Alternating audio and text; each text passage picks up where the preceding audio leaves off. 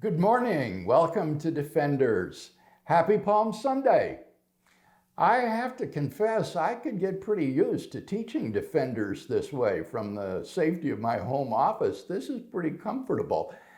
Of course, the big disadvantage is we don't have the benefit of class discussion, but I'd encourage you to leave your comments or questions on our Reasonable Faith Facebook page. Well, before we talk about man as sinner, there is one more facet of the doctrine of man as created in God's image that we cannot avoid. Indeed, it is a matter of great controversy today among Christians and has been the focus of my study for the past 2 years. That is the question of the historical Adam and Eve, which for convenience sake I'll refer to simply as the question of the historical Adam. Now, we've already dealt with this question extensively under the doctrine of creation, so I'll be able to simply summarize a great deal here. If I had it to do over again, I would move much of the material dealing with the creation of man from the doctrine of creation to this locus. As a result of my studies, this section of the Defender's course is significantly revised from the lessons I gave in Defenders Series 2. The first question we need to deal with is whether the Bible commits us to a historical Adam. Traditionally, the church has understood Adam and Eve to be historical people, from whom the entire human population is descended. By contrast, the modern view of Adam is that the stories of Adam and Eve and their fall into sin are purely mythological or symbolic, a story told in figurative language to describe the universal plight of mankind. Adam is every man, not someone who lived and died in the prehistoric past. We are all image bearers of God, and in the course of our lives, we all fall into sin.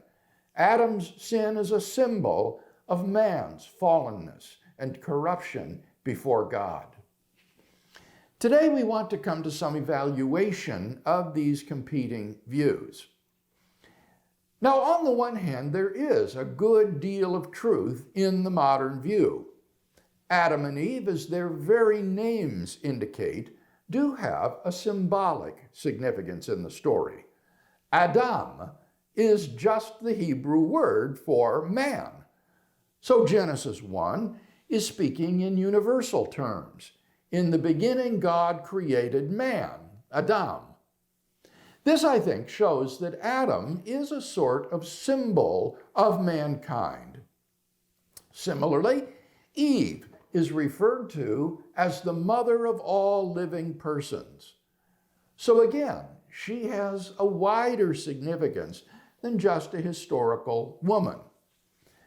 Moreover, as we have seen, the narrative of the fall is full of all sorts of symbolic or figurative elements, like the tree of life, the tree of the knowledge of good and evil, the serpent in the garden who deceives the woman, an anthropomorphic deity who is physically walking in the garden, and so forth.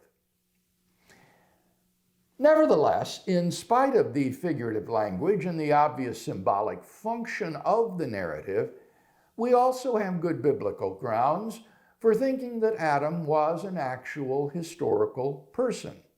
Let me review 4 such factors. First, there is no break in the narrative between Adam and indisputably historical figures.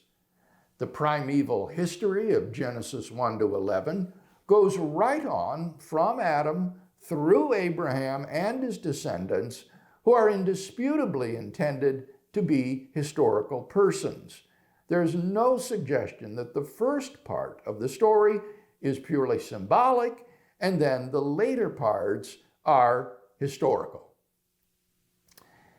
Second, Adam is included in the genealogies that tell of the descent of historical persons. This is true both in the Old Testament and in the New Testament, where the genealogy of Jesus, given in the Gospels, begins with Adam. At least part of the function of genealogies was to list actual historical ancestors.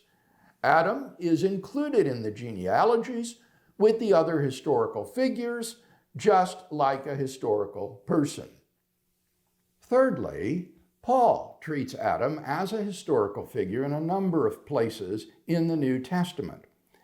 For example, in his address on Mars Hill in Athens, that is recorded in Acts 17, verse 26, Paul says this: "From one man he made every nation of men to inhabit the face of the whole earth, and he determined the exact times and places that they should live." So here, Paul, at least according to Luke's account, says that all the nations of men that inhabit the earth today are descended from one human ancestor, from one man. Paul refers to this man as Adam in various places in his epistles. For example, in 1 Corinthians 15 and verse 45, we read, "Thus it is written, the first man, Adam, became a living being. The last Adam became a life-giving spirit." So, here, Paul refers to Adam as the first man, and he contrasts him with Christ, who is the second Adam. Paul consistently treats Adam as a historical individual, someone who really lived, not simply as a symbolic figure. We saw previously, however, that this point alone is not decisive, for many of these passages could be construed as referring not to the historical Adam, but merely to the literary Adam. That is to say, the character in the story of Genesis 2 to 3, who says and does the things recorded there. The next point, therefore, becomes more important. Fourthly, Paul draws parallels between Adam and Jesus as historical individuals, not merely as literary figures. Paul not only believed that Jesus of Nazareth was a historical person, but that Adam was as well. He parallels Christ with Adam as the second Adam. Remember our discussion of Romans 5:12 to 21. Paul says that through Adam, the first man, sin came into the world and spread to all men.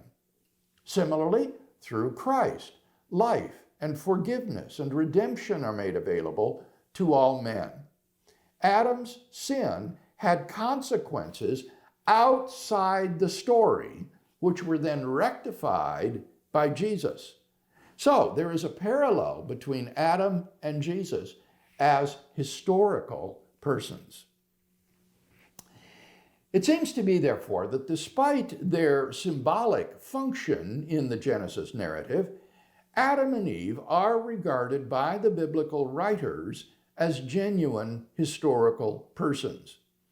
I think what we can say is that the creation and fall of man are historical events that actually happened, though they are told in a dramatic literary form involving figurative speech. The story of Adam and Eve has been called a historical drama. It is a dramatized or figurative story telling of an actual historical event. I've argued previously that a more sensitive genre analysis of Genesis 1 to 11 would classify the stories of the primeval history as mytho-history. Affirming the historicity of Adam and Eve, as I've done, implies that the human race is descended from a single ancestral couple. It commits us to the monogenesis of the human race, not merely in the sense that the human race originated in one time and place as opposed to multiple times and places, but monogenesis in a very peculiar sense, namely that there was an original ancestral human pair from which all of humanity is descended. Now, if the biblical Adam was a historical person who actually lived, then the obvious question arises, when did he live? And for the answer to that question, we need to turn to modern science. So next time, we'll take up the issue of when we can locate the historical Adam.